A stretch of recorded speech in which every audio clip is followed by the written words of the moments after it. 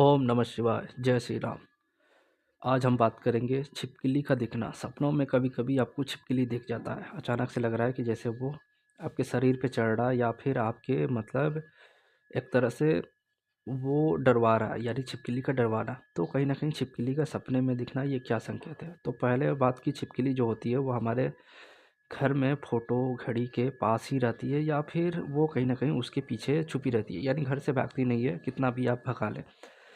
तो कोई संत जी ने ही बताया था कि किसी पुराण में लिखा है कि ये जो छिपकली होती हैं ये हमारे ही पूर्वज होते हैं जो हमारे घर में रहते हैं और कहीं जाते नहीं हैं।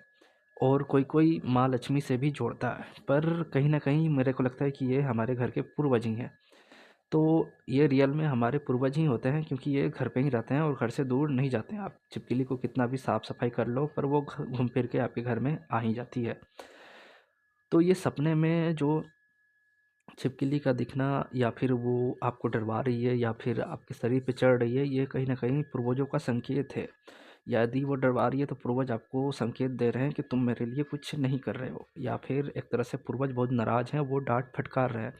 और शरीर पे चढ़ना छिपकली का वैसे शरीर पे संकेत है, हर जगह कहीं न कहीं गिरना वो एक तरह से कुछ शुभ और कुछ अशुभ है। बाएँ तरफ शुभ है और बाएँ तरफ अशुभ है और दाएँ तरफ शुभ होता है।